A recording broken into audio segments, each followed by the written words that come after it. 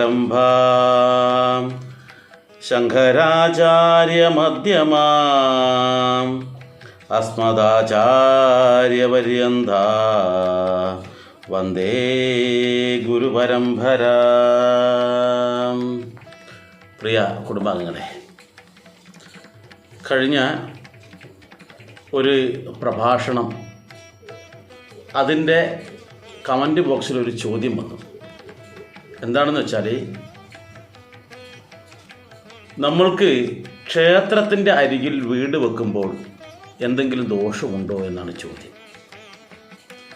ഞാൻ പൊതുവെ പറയാറുണ്ട്, നമുക്കുണ്ടാകുന്ന ഏത് സംശയങ്ങളും നിങ്ങൾക്ക് എന്ത് ചെയ്യാം, ഇതിൻ്റെ കമൻറ്റ് ബോക്സിൽ രേഖപ്പെടുത്താമെന്ന് പറഞ്ഞിട്ടുണ്ട്.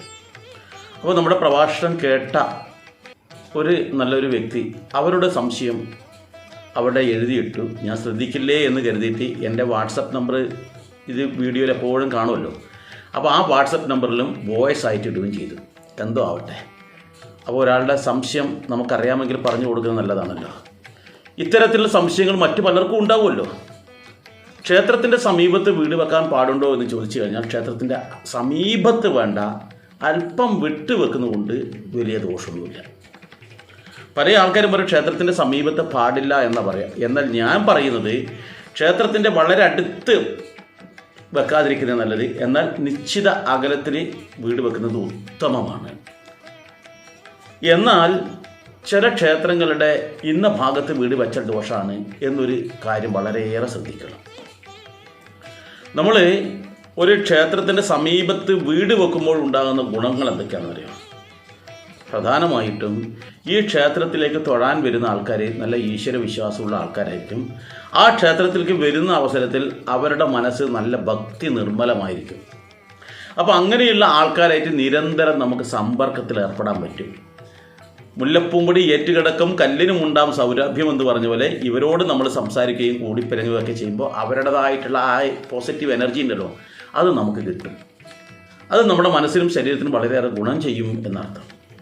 മറ്റൊരു കാര്യം എന്താണെന്ന് വെച്ചാൽ, ഈ ക്ഷേത്രത്തിൽ നിത്യേന നിയമേന നടക്കുന്ന പൂജാവിധികളിലൂടെ ആ ബിംബത്തിൽ നിന്നും പുറന്തള്ളപ്പെടുന്ന പോസിറ്റീവ് എനർജി പരിസരത്തിലുള്ള വീടുകളിലും എത്തും. അവർക്ക് അതുകൊണ്ട് വളരെയേറെ പോസിറ്റീവായിട്ടൊരു എനർജി ഉണ്ടാകും എന്നുള്ളത് കൊണ്ട് ക്ഷേത്രത്തിന് സമീപത്ത് വീട് വെക്കുന്നത് നല്ലതാണ്.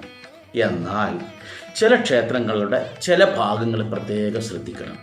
എന്താണെന്ന് വെച്ചാൽ, ഇപ്പോൾ ഉഗ്രമൂർത്തികളായിട്ടുള്ള ഇതുണ്ടാവും. ഇപ്പോൾ മഹാവിഷ്ണുവിൻ്റെ ഒരു ഉഗ്രമൂർത്തി ഭാവമാണ് നരസിംഹമൂർത്തി.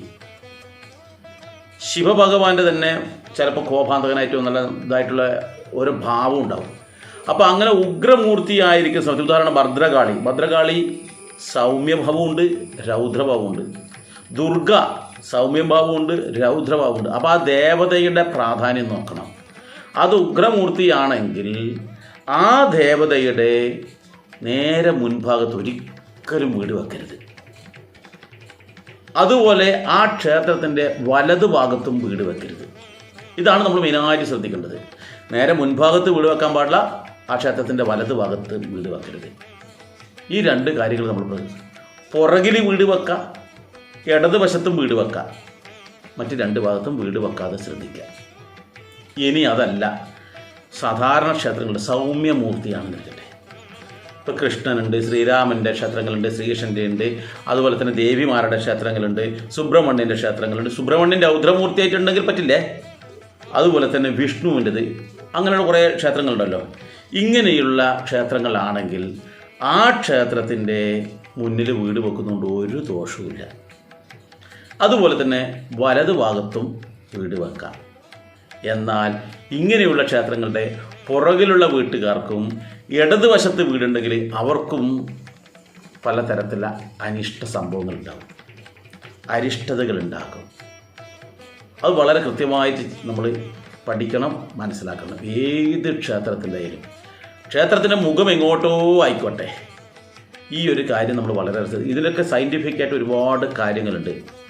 അതുകൊണ്ടാണ് ഇന്ന ക്ഷേത്രത്തിന് ഇന്ന ഭാഗത്ത് പാടില്ല എന്ന് പറയുന്നത്. കാരണം അവിടെ നടക്കുന്ന പൂജാവിധികൾ അത്തരത്തിലായിരിക്കും. രൗദ്രമൂർത്തിക്കുള്ള പൂജ വേറെയാണ്, സൗമ്യമൂർത്തിക്കുള്ള പൂജകൾ വേറെയായിരിക്കും. അപ്പോൾ അതിൻ്റെ എല്ലാം എഫക്റ്റ് അവിടെയുള്ള എല്ലാവരിലും ഉണ്ടാകും എന്നുള്ളത് കൊണ്ട് തന്നെയാണ് ആ ഭാഗത്ത് നമ്മൾ വീട് വെക്കാൻ പാടില്ല എന്ന് പറയുന്നത്.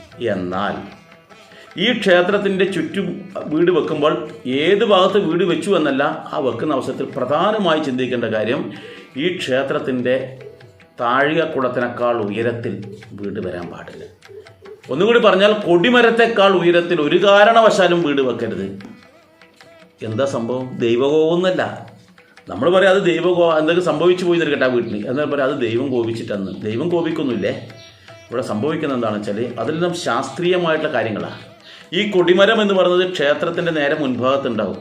അപ്പോൾ ഈ കൊടിമരം ഒരു വൈദ്യുതി ചാലകമായി പ്രവർത്തിക്കുന്ന ഒരു സംഭവമാണ്. എന്ന് വെച്ചാൽ ആ ചുറ്റുവട്ടത്ത് എവിടെയെങ്കിലും ഇടി, മിന്നൽ ഇങ്ങനെ എന്തെങ്കിലും ഉണ്ടെങ്കിൽ അതിനെ വലിച്ചെടുത്ത് ഭൂമിക്കടിയിലേക്ക് തള്ളുന്ന ഒരു സംവിധാനം ഈ കൊടിമരത്തിനുണ്ട്. അപ്പോൾ ഈ കൊടിമരത്തെക്കാൾ ഉയരത്തിലൊരു വീടാണ് അവിടെ ഉള്ളതെന്നിരിക്കട്ടെ, വലിയൊരു മരമാണ് അവിടെ ഉള്ളതിരിക്കട്ടെ, ഉടനെ തന്നെ ഈ ഇടിയോ മിന്നലോ ഉണ്ടെങ്കിൽ അതിലേക്കാണ് ഈ ഇടിയും മിന്നലും പോയി വീഴുക. അപ്പോൾ വീടാണെങ്കിൽ ആ വീടിൻ്റെ മണ്ടയിലേക്ക് വീഴും. കാരണം അതാണ് ഹൈറ്റുള്ളത്.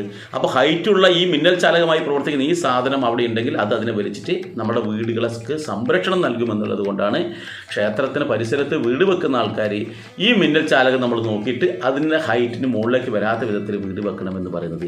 ഇത് കൃത്യമായിട്ട് നമ്മൾ പാലിക്കുകയാണെങ്കിൽ ക്ഷേത്രത്തിൻ്റെ സമീപത്ത് വീട് വെക്കുന്നതുകൊണ്ട് യാതൊരുവിധ ദോഷവുമില്ല, ഗുണം മാത്രമേ ഉള്ളൂ എന്ന് നമ്മൾ മനസ്സിലാക്കുക. നിങ്ങൾക്ക് ഈ വീഡിയോ ഇഷ്ടമായെങ്കിൽ എത്രയും പെട്ടെന്ന് തന്നെ നമ്മുടെ സുഹൃത്തുക്കൾക്കും മറ്റുള്ളവർക്കും അയച്ചു കൊടുക്കുക. അതുപോലെ തന്നെ ഇതുപോലത്തെ നിരവധി വീഡിയോകൾ ഇതിനു മുമ്പ് കഴിഞ്ഞു പോയിട്ടുണ്ട്, ഇനിയും വരാനുണ്ട്. അപ്പോൾ എന്ത് വേണം, ഈ ചാനൽ ഇതുവരെ സബ്സ്ക്രൈബ് ചെയ്യാത്ത ആളാണെങ്കിൽ എത്രയും പെട്ടെന്ന് സബ്സ്ക്രൈബ് ചെയ്യുക. അയ്യോ, എനിക്ക് സബ്സ്ക്രൈബ് എന്ന് പറഞ്ഞാൽ അറിയില്ല, വിഷമിക്കേണ്ട.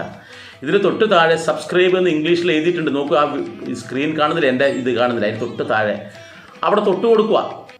തൊട്ട് കൊടുക്കുന്നു, ഉടൻ തന്നെ അവിടെ ഒരു മണിയുടെ ചിത്രം വരും, അതുകൊണ്ട് തൊട്ട് കൊടുക്കുക. തീർന്നു.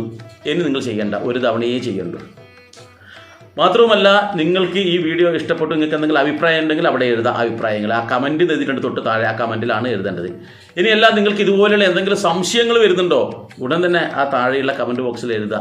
അപ്പോൾ അവിടെ തൊട്ട് കൊടുക്കുകയുണ്ട്, കമൻറ്റ് നിലത്ത് തൊട്ട് കൊടുത്തു കഴിഞ്ഞാൽ അവിടെ നിങ്ങൾക്ക് എഴുതാൻ ആവശ്യമുള്ളത് അത് എനിക്ക് കിട്ടും. ഇനി അതൊന്നും അല്ലെങ്കിൽ എൻ്റെ വാട്സപ്പ് നമ്പർ ഉണ്ട്, ഇവിടെ ഇതിൽ കാണും.